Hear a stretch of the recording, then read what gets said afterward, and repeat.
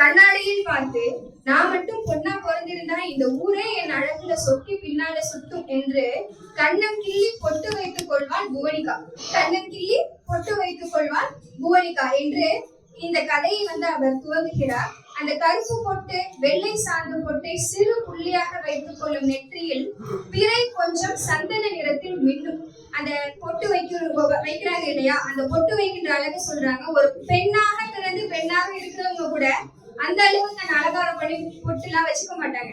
ஆனா அந்த ஆணாக இருந்து பெண்ணாக மாறுகின்ற திருநங்கைகள் இருக்காங்க இல்லையா, அவங்கதான் ஒரு விஷயத்தையும் பார்த்து செய்வாங்க. அது ரொம்ப அழகா இங்க சொல்லியிருக்காங்க. ஆக இந்த கண்ணாடி முன்பு நின்று அந்த தன்னையே பார்த்து அவள் ரசித்துக் கொண்டிருக்கிறாள். அவங்க அம்மா திட்டுறாங்க, அப்பா அடிக்கிறாங்க, அம்மா புலம்புறாங்க. அப்பையும் அவ மாறல. அப்ப மாறும் பொழுது எவ்வளவு வெறுப்பு வந்தாலும் அவ மனசுக்குள்ள முடிவு பண்ணிடுறா, நான் இப்படித்தான் மாற போறேன், நீங்க என்ன சொன்னா எனக்கு என்ன என்று தன்னுடைய மாற்றத்துல அவங்க ரொம்ப உறுதியா இருக்கிறதா அவங்க சொல்றாங்க. ஆனா அவங்க வீட்டுல ஏத்துக்கல. இல்ல நீ பெண்ணா மாறுட்ட, நீ வெளியே உன்னை பத்தி தெரிஞ்சா நமக்குதான் பிரச்சனை அப்படின்னு சொல்லிட்டு எவ்வளவோ சொல்றாங்க. ஆனா அவ மாறல. ஆனா அவளுடைய அம்மா தான் மிகவும் துணையா இருக்கிறாங்க. அப்போ என்ன சொல்றாங்க அப்படின்னு சொல்ல போனா, அந்த புவனிகாவுக்கு ஒரு அண்ணன் இருக்காங்க. அந்த அண்ணன் படிப்பை முடிச்சுட்டு இடையில வரும் பொழுது அப்பொழுதுதான் அந்த அண்ணனுக்கு தெரியுது தன்னுடைய தம்பி பெண்ணாக மாறுகிறாள் அப்படின்னு. அப்பொழுதுதான் தெரிஞ்சது. அம்மாவும் அப்பாவும் ஏத்துக்கல. ஆனா தன் தம்பி பெண்ணாக மாறுவதை அந்த அண்ணன் ஏற்றுக்கொள்கிறான். உடனே அந்த அண்ணன் போய் என்ன பண்றான், தன் தம்பிக்கு புடவை வாங்கிட்டு வரான். உனக்கு எப்படி இருக்கணும்னு நீ விரும்புறியோ அப்படியே இருந்துக்கோ அப்படின்னு சொல்லி புடவை கொடுக்கும் பொழுது தன்னுடைய அண்ணன் அந்த தம்பிக்கு ஒரு தாயாக தெரிந்தாலும், என்னுடைய உணர்வுக்கு மதிப்பு கொடுக்கறியே, எனக்கு இவ்வளவு தூரம் எல்லாம் பண்றியே, நீதான் எனக்கு அன்னை மாதிரி இருக்கு அப்படின்னு சொல்லிட்டு அந்த ஒரு தாய் மாதிரி தெரியுறாளாம். உடனே என்ன சொல்றா அப்படின்னு சொல்ல போனா, நான் உனக்கு அப்பதான் படிப்பு முடிச்சுட்டு வரும்போது திரும்ப இரண்டாவது முறை வரும்போது ஆளை மாறிட்ட, குரல் எல்லாம் மாறிடுச்சு, அப்படியே பொண்ணு மாதிரியே மாறிட்டியே அப்படின்னு சொல்லி குரல் எல்லாம் வேறு போல போகிறதா, பேச்செல்லாம் வேறு போல போகிறது. ஆனால் புவனிகாவுக்கு அது தெரியவில்லை. அப்படி இருக்கும் பொழுது என்ன ஆகுது அப்படின்னு சொல்ல போனா, உனக்காக நான் பிடிச்சதெல்லாம் சமைச்சு வச்சிருக்கியான்னா சாப்பிடுன்னு சொல்லும் போது, சமையலும் செய்ய கத்துக்கிட்டியா அப்படின்னு சொல்லி உட்காந்து சமைக்க ஆரம்பிக்கிறாங்க. அப்படி சமைக்க ஆரம்பிச்சு சாப்பிட்டு முடிச்சதுக்கு அப்புறம் தன்னுடைய அண்ணனினுடைய அந்த செயல்பாடில் அந்த தொடுதலில் மிக பெரும் தவறு இருப்பதை உணர்ந்த அந்த புவனிகா அண்ணனிடம் மிகவும் கடுமையாக சாடுகிறாள்.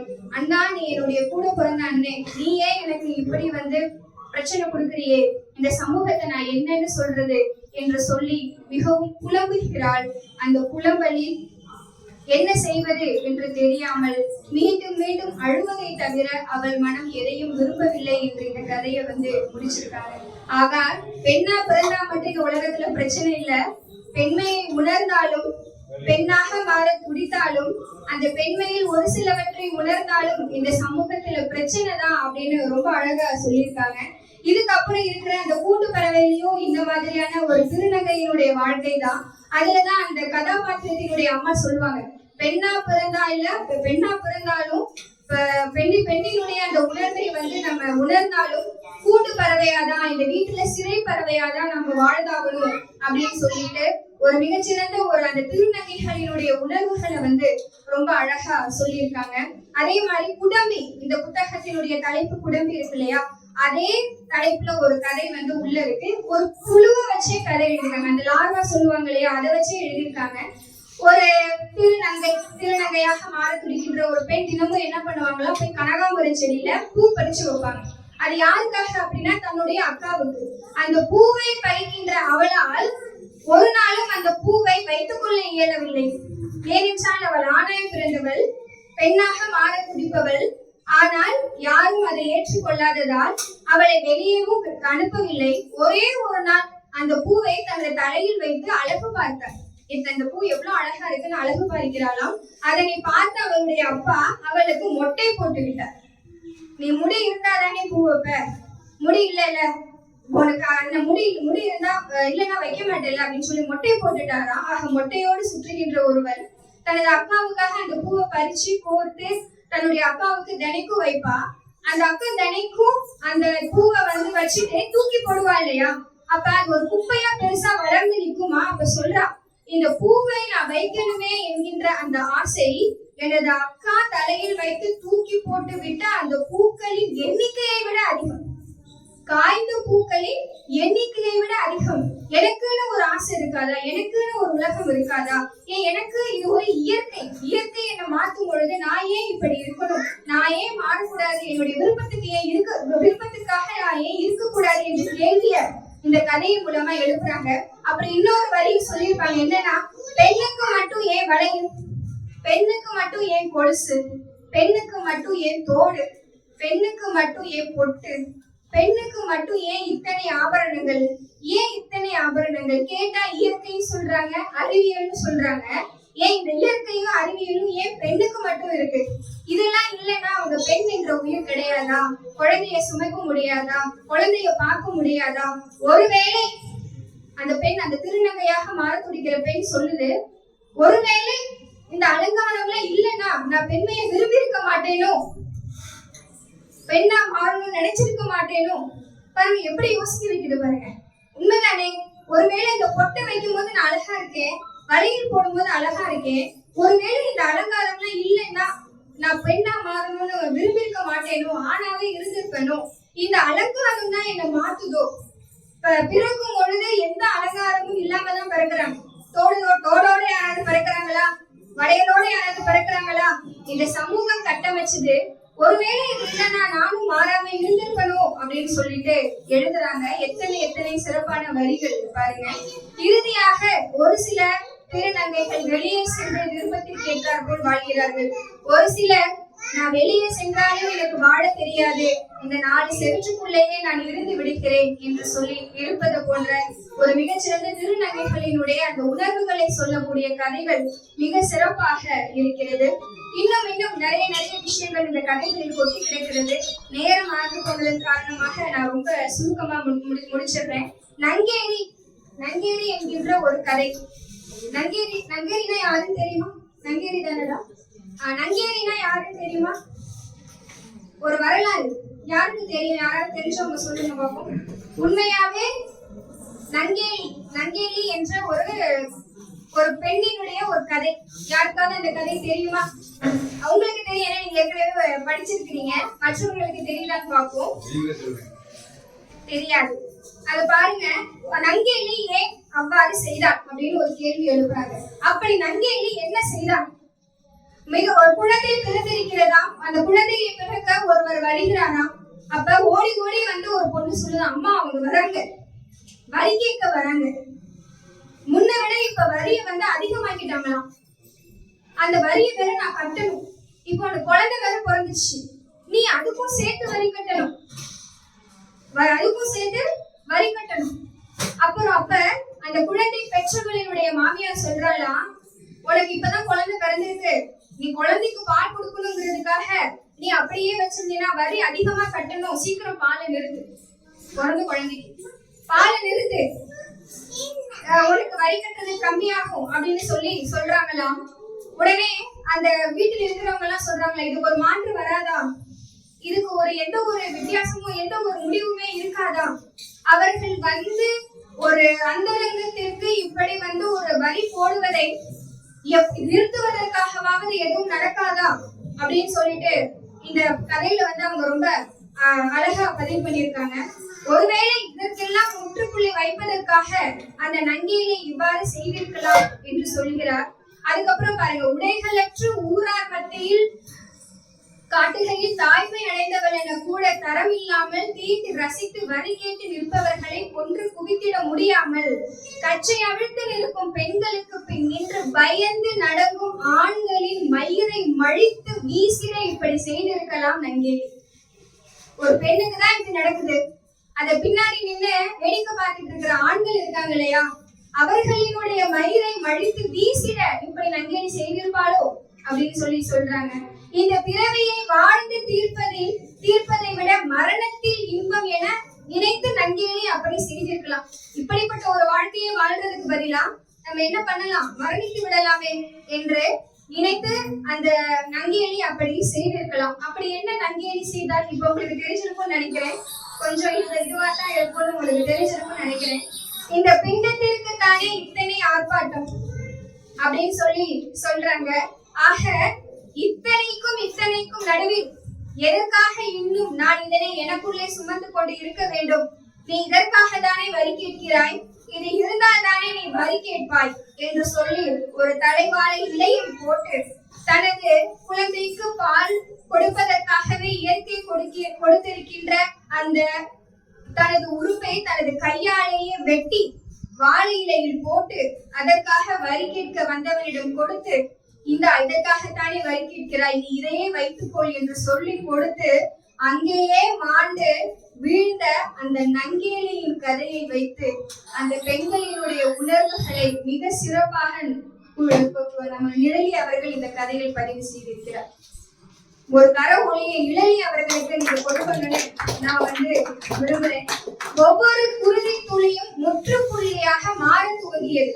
அவளிடம் இருந்து குருதி வழிந்தது இல்லையா, ரத்தம் வழிந்தது இல்லையா, அது வெறும் ரத்த துளி இல்லையா, அது என்னவா, முற்றுப்புள்ளி. அந்த வரி கட்டுவதற்கான ஒரு முற்றுப்புள்ளியா குருதி துளியும் முற்றுப்புள்ளியாக மாற துவங்கியது.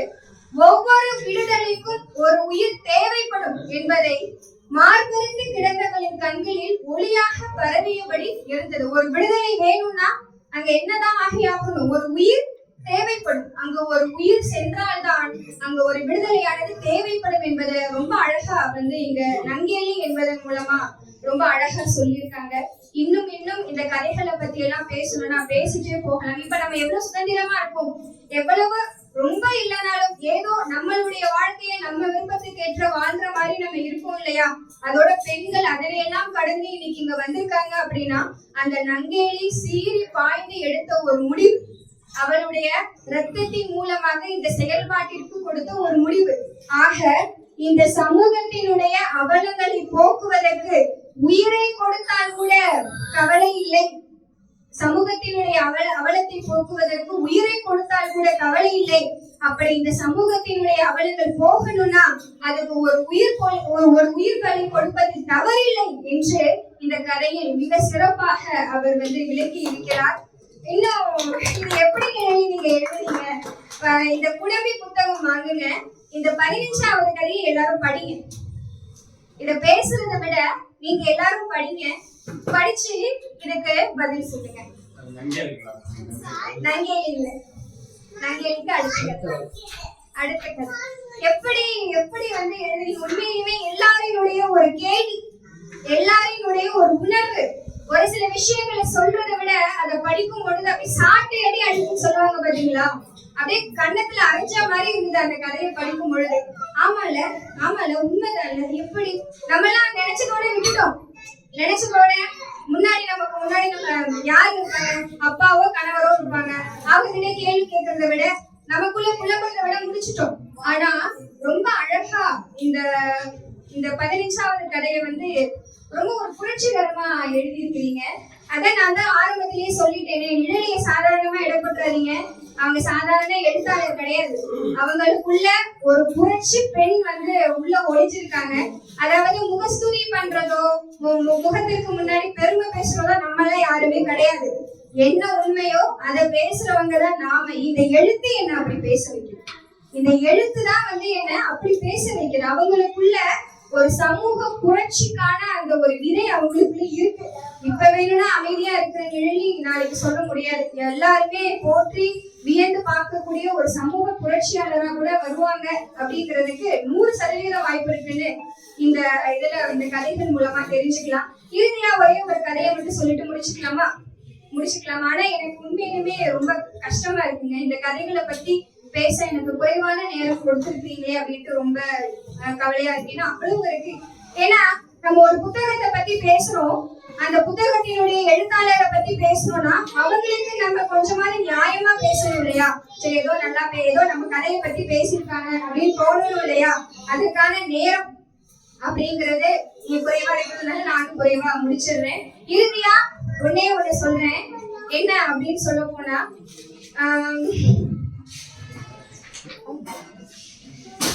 ஒரு கதை, அந்த கதையில் கணவனை விட்டு ஒருவர் பிரிந்து சென்று விட்டார், அவ்வளவுதான். இதுதாங்க சூழல். கணவரை விட்டு அந்த மனைவி பிரிந்து சென்று விட்டார். ஏதோ ஒரு காலகட்டத்துல அந்த கணவனும் போய் சேர்ந்துட்டான் பிள்ளைங்களை விட்டுட்டு. மூணு பிள்ளைங்களை விட்டுட்டு கணவரும் போய் சேர்ந்துட்டாங்க. அதுக்கு முன்னாடியே அந்த கணவனுடைய மனைவி அவரை விட்டு போயிட்டாங்க. என்ன பண்றது, இந்த பிள்ளைங்களுக்காக வாழ்ந்தவர் இறுதியில என்ன பண்றாங்கன்னா இறந்துட்டாங்க. அந்த கணவர் அவங்கள அந்த இறுதி சடங்கிற்காக ஊரார்ல திரண்டு இருக்காங்க. அப்ப அந்த ஓடி போன பெண்ணை பற்றி அந்த சமூகம் பேசுகிறதாம். என்ன தெரியுமா பேசுனா, இதுக்கெல்லாம் காரணம் அவெல்லாம் பொங்கலையா, குடும்பஹத்தியா, அவ அப்பவே அப்படி, அவளை பத்தி அப்பவே தெரியும். ஆமா, எனக்கே கண்ணை காட்டினவ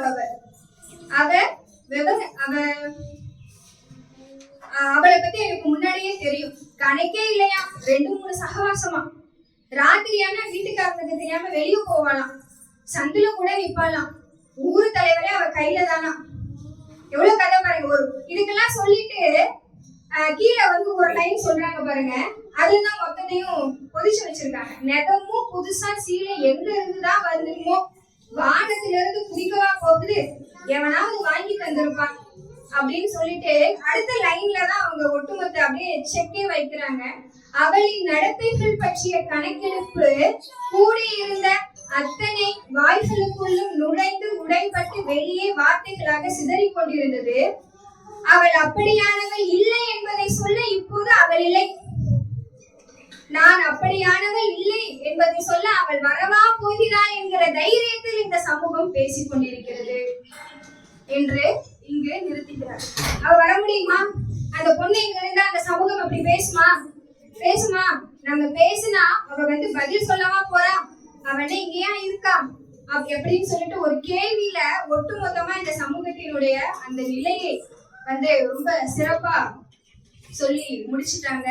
இன்னும் எத்தனையோ இந்த சமூகத்தினுடைய அவலங்கள், மனிதர்களினுடைய உணர்வுகள் இந்த புத்தகத்துல அப்படி கொட்டி கிடக்கு. அதோட நிறைய வசனங்கள் அப்படியே ரொம்ப புல்லரிக்க வைக்குது. நிறைய உவமைகள் எல்லாம் இவங்க இதுல உபயோகப்படுத்தியிருக்காங்க.